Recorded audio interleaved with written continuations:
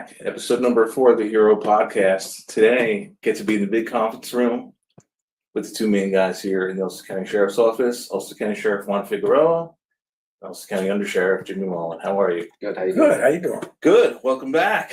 We've done this before. We have. Different format. It has. And as you reminded me not too long ago how old I am, because you remember being a kid as I was coming to work. Oh yeah. Here as a young officer in my career. Why are we bringing up age? I mean, come on. It's one of those My things. head is shiny. His is matted. Who's the makeup artist? I mean, what? It's all good. Trying to get you to grow a beard, but One of these days, maybe. But guys, it's an honor to have you on today. Known you guys for quite a while now. We've had many conversations throughout the years. Let's just start off with a little bit of background information. Marine, state trooper, training, in charge of a lot of operations. What drew you into law enforcement? It was, when I got out of high school and became a Marine, I felt, being that I was an overachiever, that there was something else I wanted to do. And, I was already a sergeant with 2.5 years in the Marine Corps. That's like unheard of. And I was in shape. I was a running fool, just jumping out of planes. I'm like, what else can I do? What else can I do? And so that of law enforcement has always been something that, my brother was a cop, my uncle in New York City. I never thought I'd be a New York State trooper. I thought I'd, be an NYPD guy, being born in Manhattan. I laugh because every time I say that, when I was running for sheriff, people ask me, well, where are you from? I was born on an island. It's called Manhattan. And so, I got out of the Marine Corps. I got hired by the Connecticut State Police first. And then I got hired by the New York State Police, and at the same time. So I looked at the numbers and said, I can hide. They had hired 280 in New York and 80 in Connecticut. I'm like, I can hide at 280. I says, but it was that sense of helping people. It was that sense of making a difference. It was that sense of, going after people that are bad in society, but it's also the good side of society too, right? Like you want to help people and you want to make a difference. And sign me up. That was me. I never looked back. How about you, Leonard? so I started as a volunteer fireman when I was 16 and got into it and started realizing how much you can do as a volunteer to help people. And one of the guys in the firehouse was a Saugerties PD guy, one of the Dreschers, Dave and Kevin Drescher. And they're like, oh, there's a dispatcher position open if you want. And I was 17 years old. I was like, oh, I don't know. All right, I'll try it. So I applied. I got the job. I was in 11th grade. And it was interesting because I was so young and working midnights and going to high school during the day. And it just took off from there. And then once I started realizing what the cops were doing out in the street, I asked to become a cop and I was 19. And then I went to the academy. It was a great move because I got in so young. And the same thing, I just wanted to help people and do the right thing by the community. And it all panned out for me. And it's been a great career. Leadership in your positions currently is paramount. You're overseeing hundreds of men and women in the department between corrections, the road, civil, all these special teams that we now have. What are your philosophies behind leadership? Ownership. Leadership is ownership. You can't micromanage. The only way you learn is by making a mistake. And of course, we don't want any serious mistakes because we're always watching. But you got to let folks go a little bit and let them learn the job. Training is huge, and the Under will tell you about that. Training is a big part of what we do, which wasn't always a big part here, but it is now. And it continues to be that. One of the things I tell folks when they become non-commissioned officers is what their responsibilities are as a non-commissioned officer. It's the mission and looking out for their troops, for the men and women that work for them. As an officer, OFF, official, anything you tell a commissioned officer that has brass, it's like telling him or me. It's official. You got to do something about it. Right. And so ownership is part of leadership, watching folks grow. I can't tell you how lucky I am to be here at this organization at this time, after everything we went through, the pandemic, the issues, anti-law enforcement sentiment.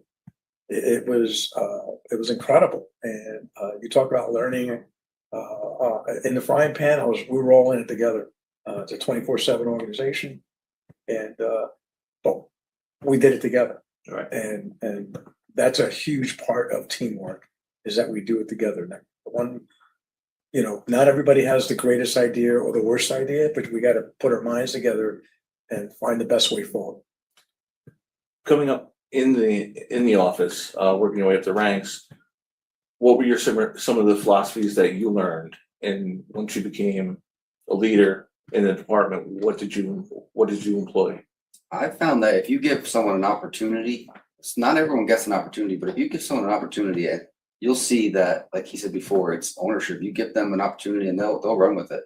Not everyone gets that opportunity here, and when you give someone that, they really embrace it. And I feel like if you care about those people that work for you, and you actually give a crap about what they're doing, their daily lives, and just say, hey, how's the baby? That goes a long way, man. And not just, leave your door closed in your office and, let people walk by. I always leave my door open because I want them to know that they can come to us and we actually give a shit about what is going on.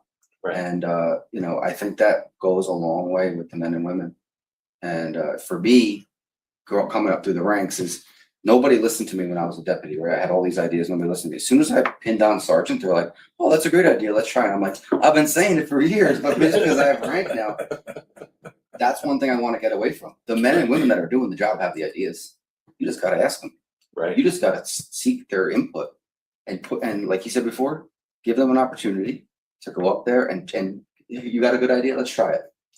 Being our leaders, what are some of the most current and glaring obstacles you're facing on a day in and day out basis? I mean, anything can happen at any given day. Right. But going back to this for a second, and I have plenty of philosophies. He actually texted me one last night that had me cracking up. But one of what I'm talking about. But one of the ones that really is important to me is family first. And the reason why that's really important is at the end of your careers, all of our careers. I retired from the state police. I have a shield number that belonged to me when I did 25 years there. Well, somebody else has it now. Right. And that's how things are. That's how we evolve. So family is so important. And we can't lose sight of that. We can't live in this world and forget about our families and what they mean to us. And that's our philosophy. And you've heard this before from me. I don't care what it is, whatever you need. There's an issue with your family comes first. Yeah. Going back with the challenges that we face, we went through so much. I don't even know where to start. But I could tell you one thing that a challenge for me is trying to please everybody. It's a big seesaw. He says it all the time. It's a big seesaw. Like, we'll make the jail really happy, and then the road. But what about this? And then we make the road happy, and the jail. And it's like a big seesaw. It is. And we care so much that it's like I'm constantly trying to put fires out. Like, no, let me help you with this. And you realize sometimes you get burned on it.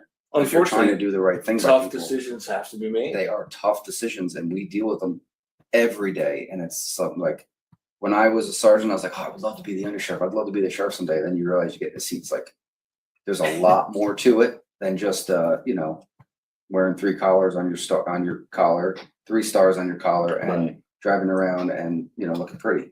There's a lot more to it.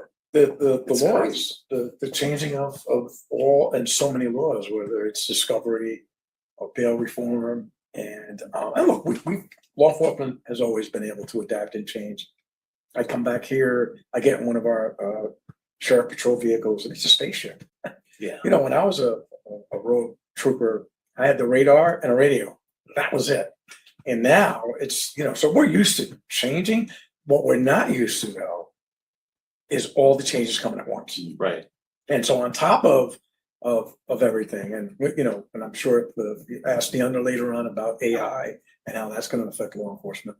And it's already affected everybody as it is. It's the changes and how quick that we're coming and how we gotta put policies together quickly, how we have to talk, literally, if something happens across the country, you know, we have to worry about that here, we immediately bring it up, that lineup or roll call, to make sure everybody's aware of what's going on. That's how quick things move. And it's tough to keep up with that sometimes. And for me, as the sheriff, there's a political angle to this too. There's the only elected law enforcement official, you know, in law enforcement. I have to deal with the legislature, the assembly, the senate, the county executive, and all of the folks in between, you know, town supervisors, police chiefs, and it becomes we both do it.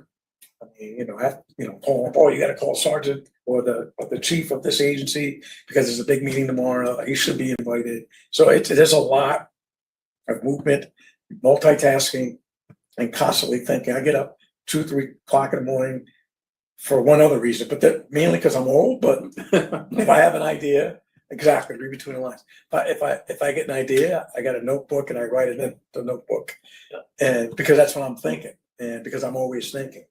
And but you know, the challenges are people too. I mean, you know, they go out, they see all these dangerous things, and then they hold it in. They don't talk to anybody, and we hear it from their interactions with the public. Right. And then we have to, you know, we have evolved. You know, even our professional standards. We didn't have professional standards before. We just had internal affairs. Well, now we have professional standards, and we have an attorney that's a former prosecutor that's done it. We're the only sheriff's office has all these special details in it, and we're constantly showing others what we're doing. What you guys are doing, nobody else is doing, and that's what makes this organization special. The leadership, the training, which I guarantee you he's going to talk about, especially when it comes to the National Academy and everything that these young men and women here are doing. And it really is, it's been an incredible ride for me. And I'm very lucky, and I know it. But the challenges are, every day is a new challenge. There's a new theme, whether it's electric cars, It's always something. yeah, or you can't have this, and technology. I mean, look at the technology that we started with just 7 years ago where we are now. We have the Sheriff's app. By the way, download the Ulster County Sheriff's app. It's a lot of information on there. Quick plug if you don't mind. Not at all. Change is kind of why, luckily, while we're here, is the perception of first responder wellness. Personally, what is wellness to you? That's also evolved. Wellness for me back in the 80s, when I saw things that were really rough, I never really talked about it at home. You know, I was 22 years old when I became a trooper, but I would see something pretty graphic or something that, when there was a homicide or a toddler that got electrocuted or a fatal accident, or I had to go do a notification to a family member. I did what a lot of folks in that generation did, go to a bar and drink for 3 or 4 days, you know, off. And that's not what we do today. And even though I'm wired differently, you know, Generation X person, and I think differently, and there's certain things may not work for me. I and the undersheriff, we had to have a big enough and open mind of the newer and the, you know, the millennials and the future generations of how they think and how they communicate. It's just changed everything, how we communicate. We're sitting down here having a conversation face to face.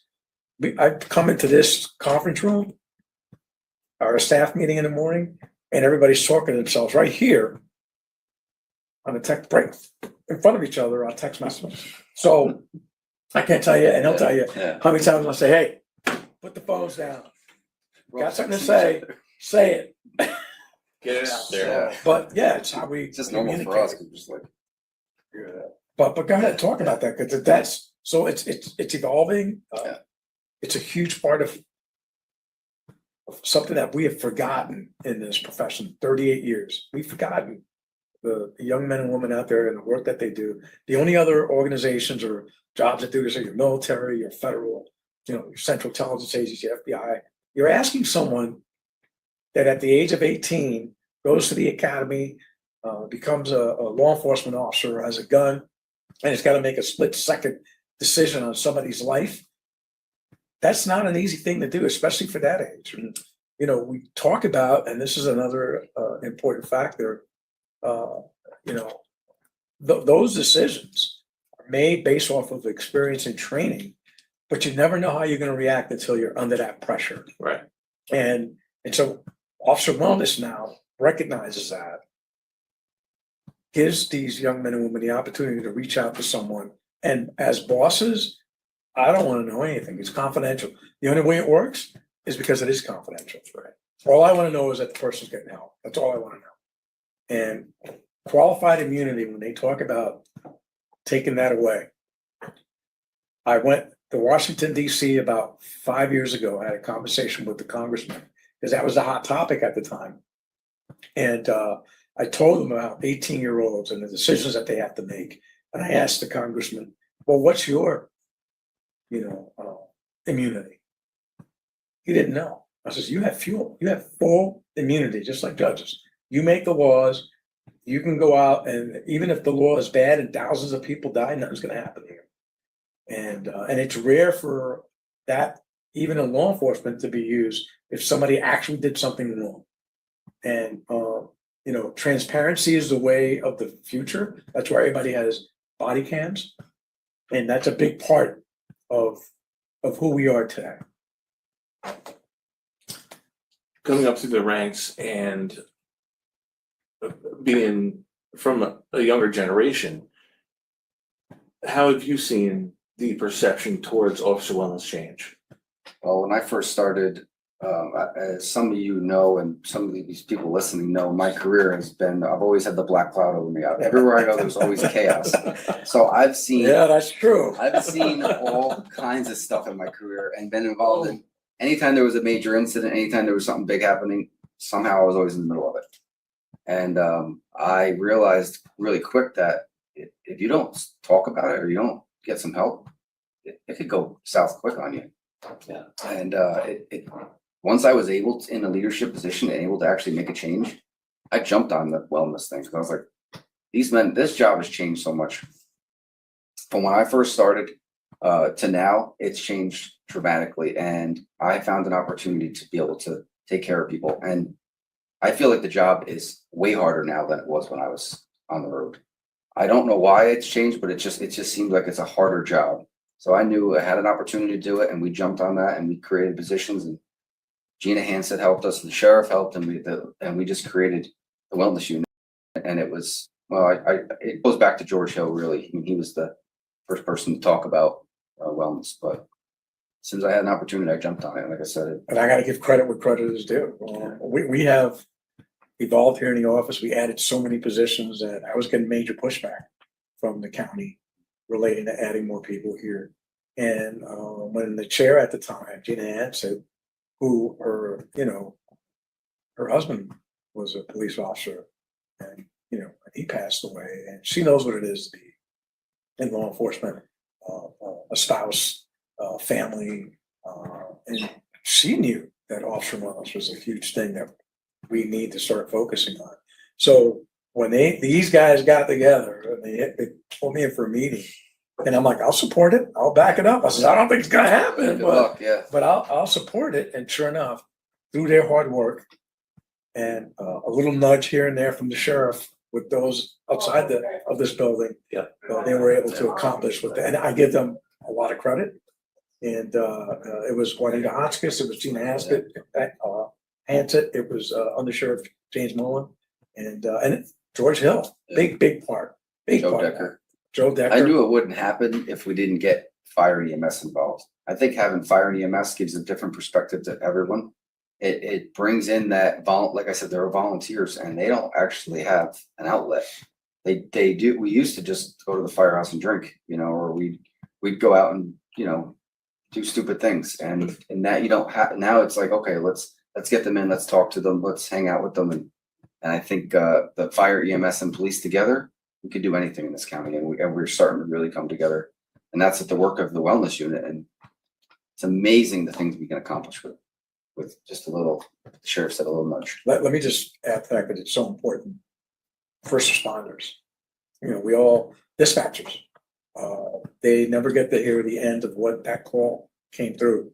And we never thought about them and how they think about what happens when they take a call and they dispatch somebody. Yep. And we realize that, especially the last couple of years, the number of suicides that dispatchers were involved in.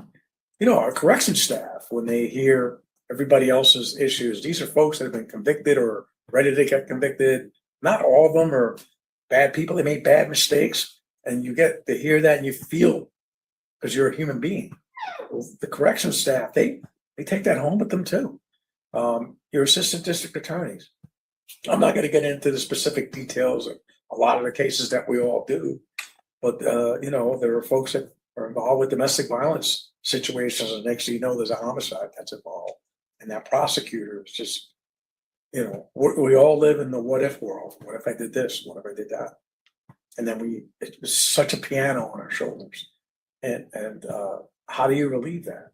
You relieve that by talking about it, having a conversation about it, and creating a unit like Officer Wellness.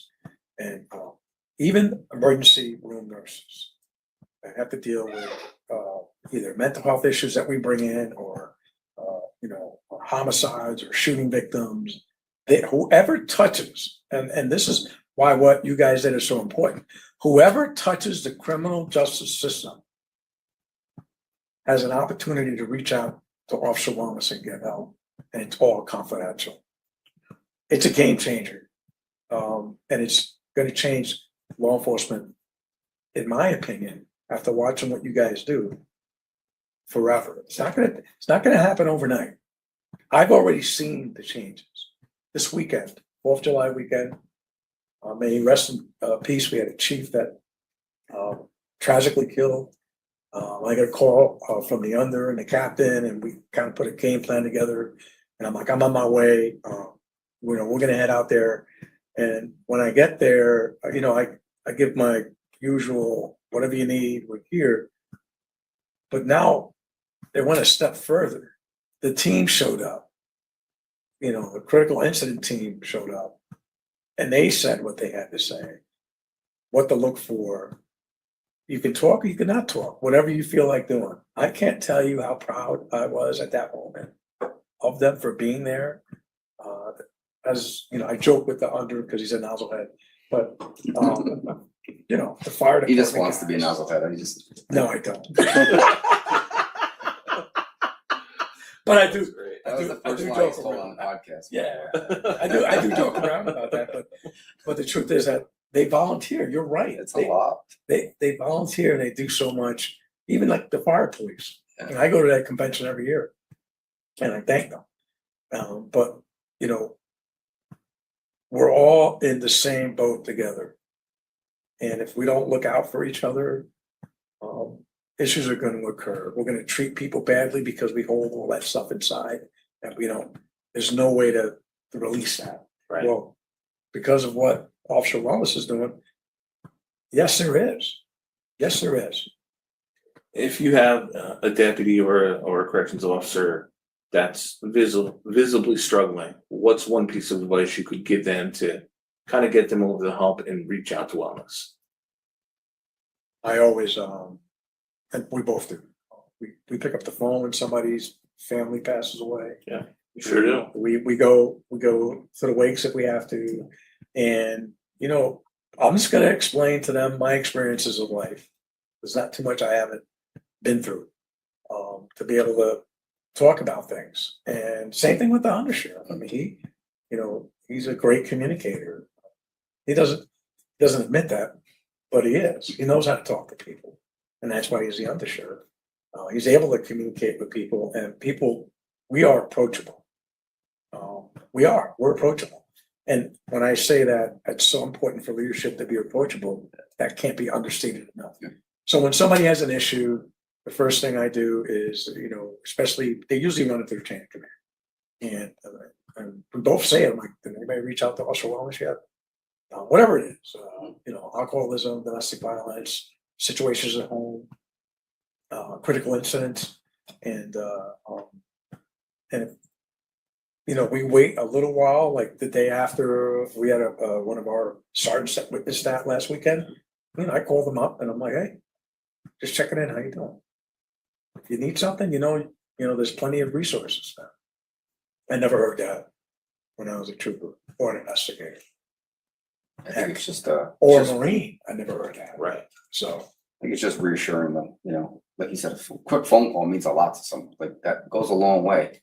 It's 30 seconds out of your day, but it goes a long way to somebody that is, hurting or needs a pat on the back, especially from the sheriff or I think it goes a long way. So we make that call. 30 seconds out of my day is nothing compared to what it means to someone else. Reaching out to spouses and family members that may be listening to or watching the podcast, what bit of advice could you give them in helping deal with the issues that their loved ones are going through? In my opinion, I think just keep an eye on them, and they're going to know when their behavior changes. They're going to see it. And I think as long as we give the family members the resources, even if it's a little business card or even like a stuffed doll that has like a phone number on it to give to the kids, or just it takes seconds to call. And I think that they need to know that it's easy to call. It's not a hard thing. But just do it, because sometimes people will kick the can down the road. Go, I'll call tomorrow. But keep an eye on your family members. Watch what they're doing. You're going to notice the behavior changes right away, and call sooner than later. Because the more you wait, the more it gets, it gets worse and worse. So one of the first things we do when we hire somebody here to a promotion warrant or a hiring warrants, and they bring their family members here, we introduce ourselves and them as our new family members. We do it all the time, and we let them know if there's any issues, they can contact us. And we're really proud when they come here for that. It means that they care about their loved ones. And so we definitely reach out and have those conversations with them.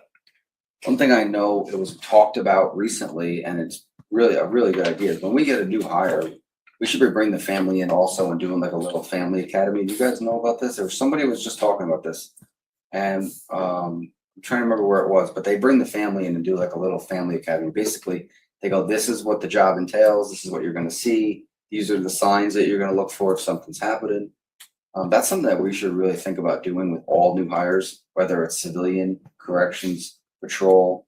Bring the family in 3 hours and they're done. Just phone numbers, contact information, put a face to the name. Hey, this is who you're going to look for. This is who you're going to talk to if you call. But I forgot who told me that recently, that maybe it's another agency at one of the conferences I was at, but yeah. And the truth is, I know you guys already started on that with your barbecue fundraisers, or when you have the retirees come in, and I see family members there. That's a great way to get them there too. Even active members, like the family members of active members, it's during the summertime and they can stop by, then, we should be inviting them in because they are part of the family. Yeah, I know it's on Connie's list, the Family Academy or something they called it. I might have even heard that spoke to you about it. Maybe, yeah. That's a great idea. I think Family being community, what are some of the biggest community resources that have been important in spreading wellness and working with our agency to get that word out there? The volunteers, like the Italian American, they're amazing. They love it. Oh, they're They little cook all the machines. food. I love you guys. I love you guys. Right. The Bruderhof is huge. They're a brotherhood. There are chaplains, and groups like that go way out of their way to reach out to us and offer assistance. And I'm sure there's the Sheriff's Foundation. A lot of people forget about them. By the way, it was the Sheriff's Foundation that paid for lunch on Saturday for 4th of July for all the CEOs. So I forgot to bring that up. Marianne, the group, called me up the other day, and she's looking for a check. I love her. She's tough, we all know, but she's always looked out not just for the sheriff's office, but all in law enforcement. hats off to her. Yeah. But that's another organization. I've had conversations with the Health Alliance. I know they want to have a better relationship with us. I know everybody goes to Northern Dutchess. Things are changing over at the local hospital here. And I gotta make this point because it's so important. If you don't use it, you're gonna lose it. Right. And, I went up to Columbia Green Hospital last year when, health is another part of officer wellness. We die, we get older and we die of heart attacks left and right. That's what happened in this case, let him rest in peace. And I think a big part of that is because there's no hospital in Greene County. And we can't lose our local hospital here. We just, if I have something wrong with me, I'll go there because we need to have a hospital here. God forbid they shut that hospital down. And they've saved a lot of our people. I mean, I know a lot of folks that have been saved right here at Kingston Hospital. And so, they're a big partner with us too. Whatever we need to do, all we got to do is pick up the phone, and they've been good to us. Yeah. You guys don't have a lot of free time away from the job. Your phones are ringing 24/7. But if you do get a chance to get some free time, what are activities that recharge you? You can go first. Well, He's got a family. I have 3 kids, and they just their ages are almost 3, 5, and 11. Yeah. So it's activities with them, sports. They're all over the place. I spend time at the firehouse. I know that's a whole nother thing that I try and keep up with, which is a lot of work. Yeah. But yeah, it's just the kids, family. We have chickens now, so the kids are dealing with that. I had to build a whole chicken coop. I have to do a run for them, and then we had some animals that were trying to kill the chickens. It's been a whole process. But I guess because of my career and the lack of officer wellness, really, I think I thought about this. When I was a trooper here in Kingston, single, I was a wild man. I think it catches up to you sometime. I don't know if it's God getting even with me, but I never had an opportunity to have a real family besides my brothers and sisters. Right. And I do believe it has to do with the job. There's no question. I worked in New York City for, oh my God, almost 2 decades. That's where the action was with the state police. Right. And even when I was on vacation, I would call to find out what was going on with a case. I'm like, whoa. he still does, by the way. Can't shut it off. That's true. But so, when I retired because my mom was terminally ill, and I was the only one that had a state job that could retire, take care of her. So I retired. And after she passed, I had to find something to do. I traveled the world for a little while. I love traveling. I got a job in the corporate world. Again, a little too much traveling at that point. And I needed something local, and that's how I ended up, getting involved in running for sheriff.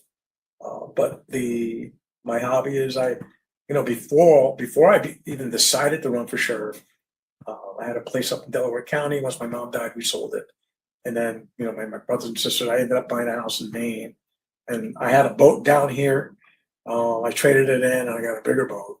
It's still a small boat, but that's what recharges me. I'll go up, I'll put the boat in the water.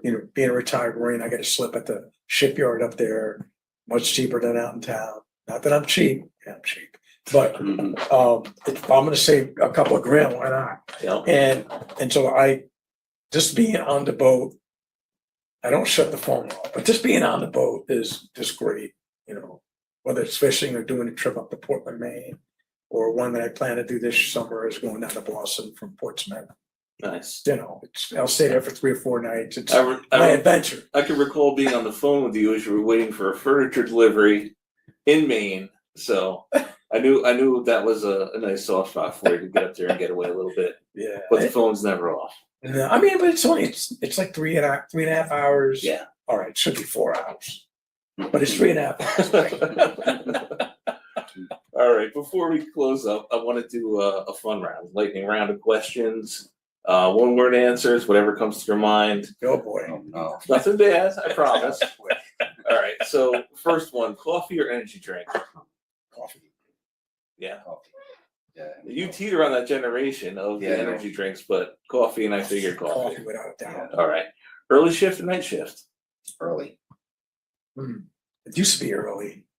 I mean, I still get up early, but I don't mind doing a night shift. If Okay. it was up to me, I'll do a night shift. I tell you what, though, policing is totally different between day shift and night shift. Like it's a two different jobs. It's amazing the difference. It really is. It That's a is. great point. It's a great- That's really yeah. a great point. Favorite patrol vehicle you've ever driven? I had a Plymouth Fury. That thing was great. I'm telling you, man, that thing was great. Laugh at me. Go ahead. It was old. It was the 1980s. You could listen. You could add 8-cylinder, man. You could take the theory. Yeah, you guys gotta like some cars. But anyway, Take the e-brake? you could take the emergency brake and pull it up and spin out a dime going after a freaking speeder. It was awesome. And I know it wasn't a 4-wheel drive, but we had a lot of funds in the back road in the Ulster County back then. I love that car. The Crown Vics were one of my favorites, but I was also a brand new cop, so everything was exciting to me at that point. Yeah. They were boats. Those things were great. Couldn't kill them. Favorite meal after a long day?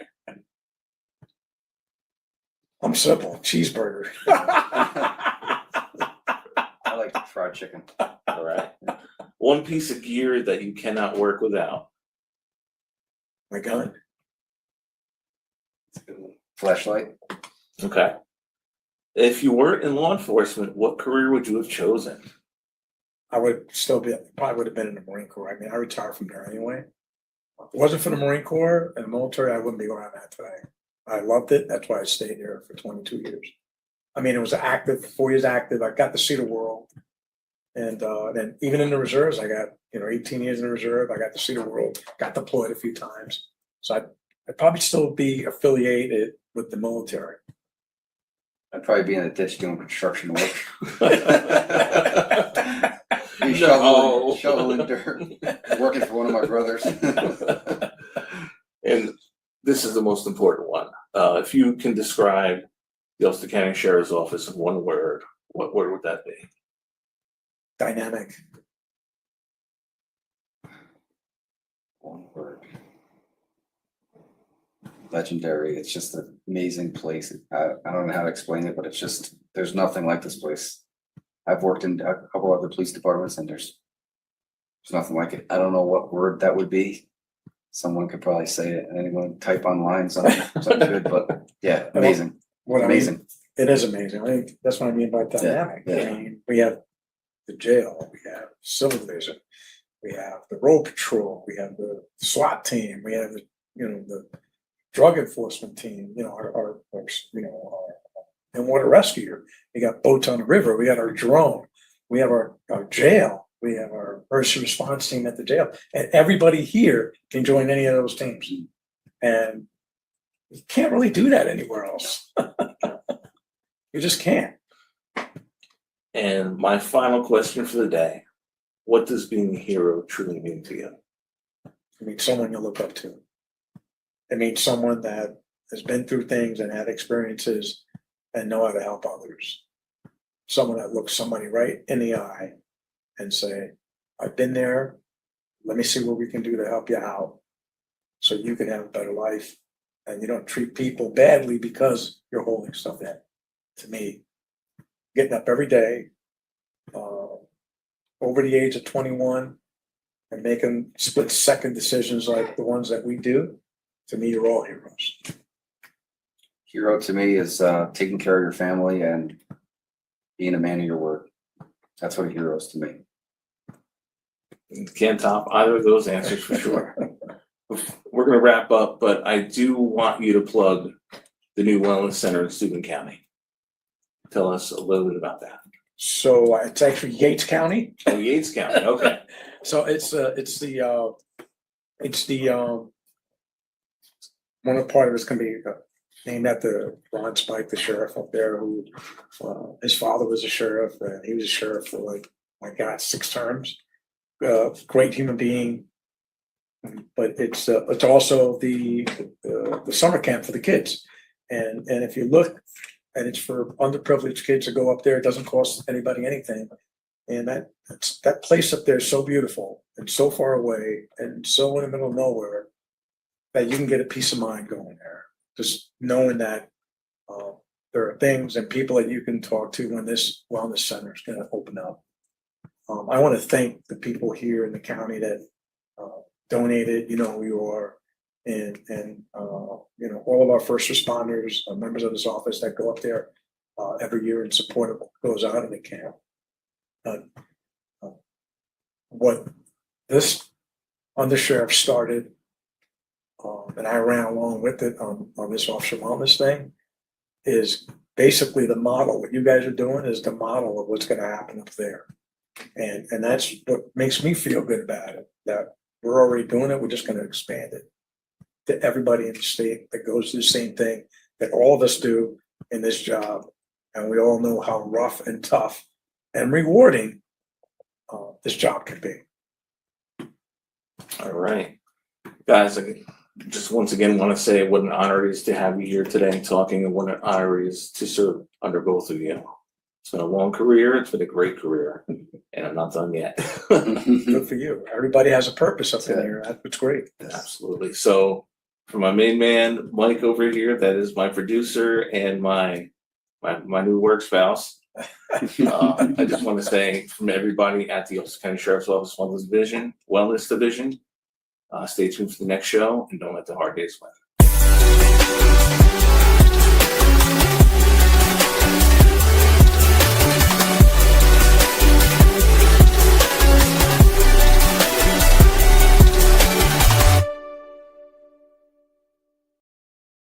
What's his